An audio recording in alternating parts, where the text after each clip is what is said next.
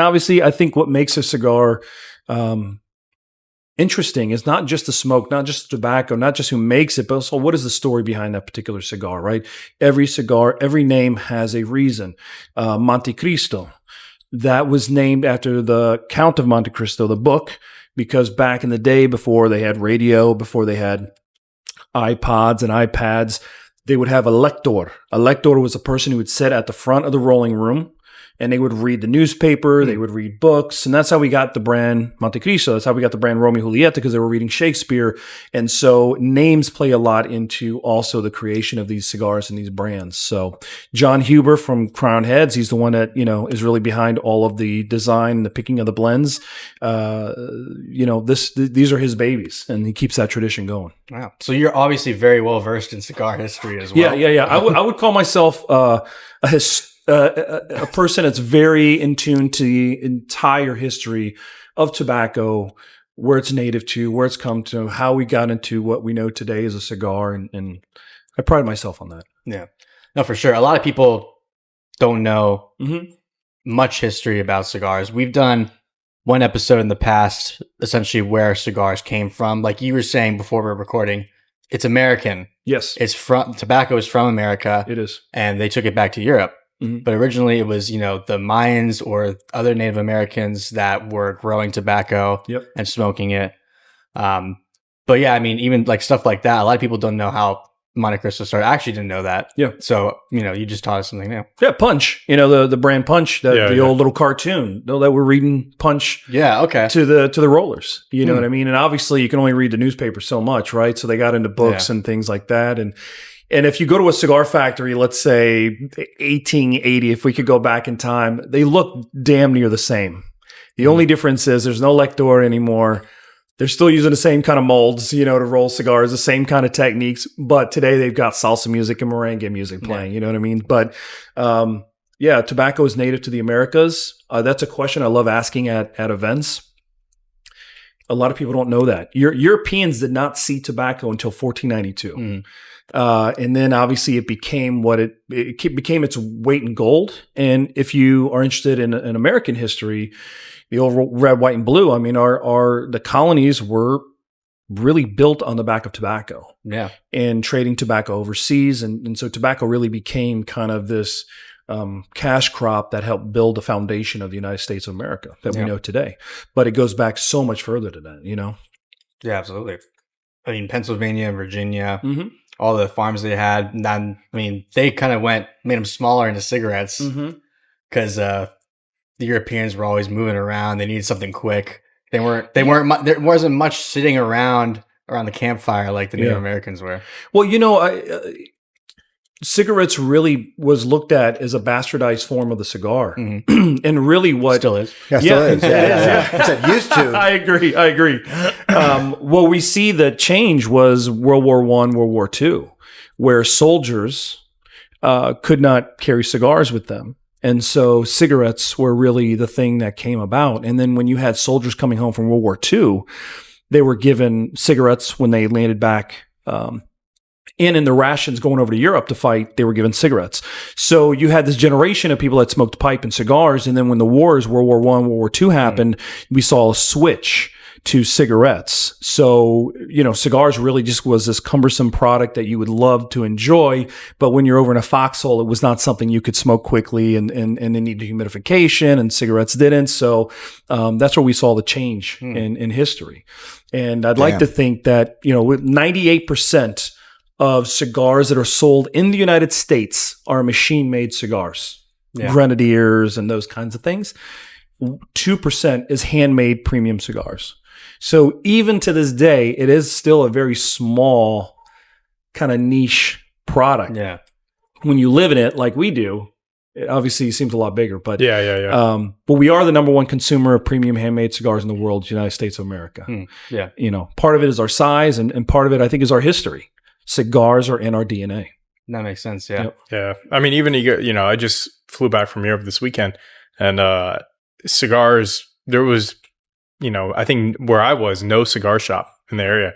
There's places that sell cigars, and you could smoke in coffee shops and stuff. That's no problem. But the cigar selection was very minuscule compared, to their cigarette collection. Yeah. I'll just say. Yeah.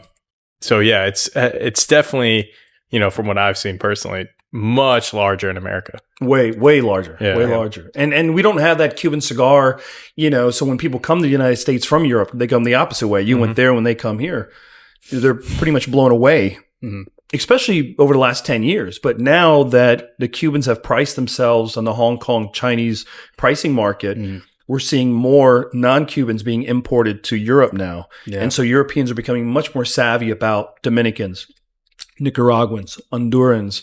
And I think that's a beautiful thing. Yeah, I noticed that too. There was definitely a lot fewer Cuban cigars there than normal because of that. Because of, they price themselves out of the market, and those are, the New World cigars all over. Yeah, but yeah, I think too. I mean, there's been really in a lot of Europe, there is still big cigar and tobacco regulation over there. Yeah. So there's some countries you go to and you can't find cigar shops or lounges.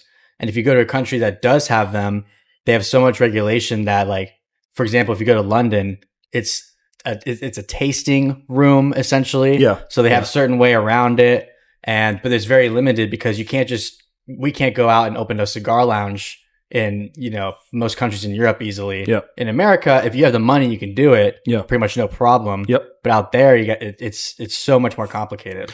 Yeah. Even us importing or exporting our cigars to Europe is a lot harder now. There's a thing called track and trace that the European Union is doing, where basically every single stick, they have to have paperwork to trace it every which way it's gone back to the factory. Wow. It's wild. And when I tell you back in the day, we would find a distributor. Maybe you were a distributor in the Netherlands, and we would say, okay, you want to do business with us? You want to sell our cigars in the Netherlands? All right, we would ship you cigars from the factory. It'd be one, little bit of paperwork. Now there has to be this it has to go to like a bonded warehouse in Europe and all this kind of stuff. And there's this unbelievable amount of paperwork, and then registration of each brand and blend.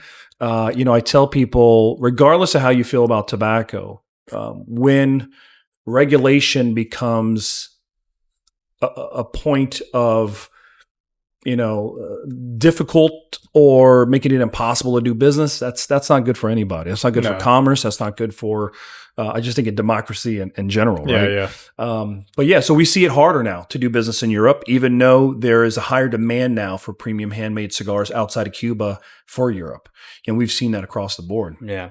I knew that a lot of the times, if you were to ship to a European country, you do have to go through a distributor of some sorts. I didn't realize that it was now that extensive of a process to even have that done. For the European Union, it is. Yeah. Okay. Yeah. Depending on the country. I mean, look, we don't do business in Australia or New Zealand because of the regulations. European Union, it's a lot of work. But it's doable. Okay, yeah. There's countries that are not in the European, like UK just left the European Union. So it's a little bit of different kind of paperwork and different kind of, warnings. Look, I do business in Canada. I do all of our international for Crown Heads and Oz Family Cigars. I got to tell you, Canada's crazy. Yeah. I mean, Canada no bans. The band is underneath a green band. So when you walk into a humidor in Canada, every cigar looks the same because they all have to have the same green band that covers the other band. And then most of us got rid of boxes because the boxes have to be the same color. So we got rid of boxes. So a lot of cigars are being sent in either cardboard boxes or in bundles. So if you can imagine, you go into a shop in Canada, let's say you want a Cohiba Siglo 6 or whatever, right? $150 a stick, $200 a cigar. It's in a cardboard box on the shelf with a green band. I mean, it's bizarre. But we at Crown Heads and Oz, we've been very supportive of our Canadian distributor, Brigham, up there. And we've played the game. Yeah. And we've had success up there and continue to do so. I did a cigar for Canada this year called Moose Kick, which was a small limited run we did for Canada. So we didn't turn our back on Canada. It's just a lot more difficult to do business there. And then here, even though we do fight regulation and price and the taxes, it is a much fairer fight here than it is in other countries. For sure, yeah. We were just talking about generational ban. That's scary. That's very scary. Very scary. We just saw someone in Indiana propose a bill to have generational ban smoking in Indiana. We've seen it in Hawaii proposed.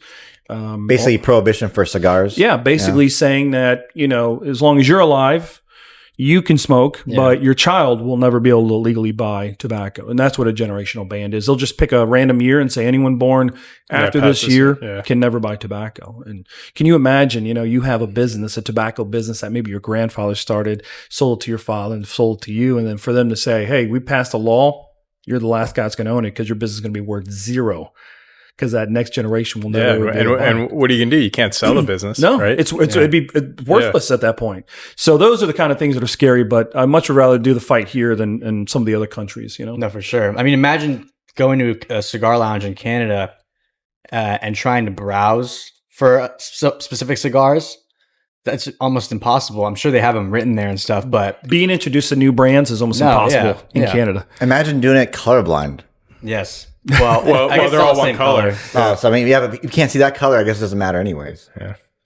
But But that does suck though, because a lot of people remember what the band looks like. Yeah. Right. Yep. And that's why, cigar companies spend so much money and development in their band, their cigar band, because they know they want it to be recognizable. Hey, you smoke that cigar, I'm never going to forget this. Right? Yeah, I think that if you look at the history of cigars, you can't get away from the packaging. Mm-hmm. The boxes and the printing. Like when you see boxes from the 1890s or 1910, 1920, the embossing, the gold flick. I mean, it's an art. It's an art. Yeah, and it does not affect the taste of the cigar. You can have the greatest cigar in the world, and you don't need a beautiful box or a band. But just like anything else, you're proud of it. You want to present it properly. Exactly. Right? Yeah. Driving a really expensive Mercedes is going to feel the same no matter what the outside of the car looks like, because you're worried about the inside. Exactly. But if the outside is pretty, you're proud of you want to show it off. And that's why all of us in the industry spend so much time on bands and packaging, because you are proud of the product that you're putting out, and you want it to be, you want it to look nice. You want it to be presentable. Well, if Canada does join the United States, so maybe that regulation will kind of become more lenient. I don't know. That's a good question. I feel like we were talking before I can name Democrats and Republicans around the country that have put either taxes, bans, generational bans coming from both parties, and you just get kind of nervous because at this point, if you're in tobacco, you don't know who your friend is, right? Yeah, who do you support? And in the cigar business, the cigarette industry isn't our friend. Right. They don't like us. The cigarette industry are the ones that push the regulation on us. Well, yeah, and I think that's a big thing is, we've seen it in different states. Florida is not one of the states that do this, but I believe there should be, a differentiation for premium hand-rolled cigars and, cigarettes. Yeah. Right. Florida doesn't do that. They combine them together. Mm-hmm. You can't smoke inside in a restaurant. You can't do this. But like we go in Michigan, and you could have full-on restaurants that allow cigar smoking. Yeah. But if you smoke a cigarette in there, they could shut you down. Yeah. Because they, make that difference. They have a fine line that says, hey, this is a premium tobacco product. It's not a cigarette. Yep. There's not a boatload of chemicals going in it, right? You're just enjoying it. And I believe that they should make that, line for the whole country. Yeah, I agree too.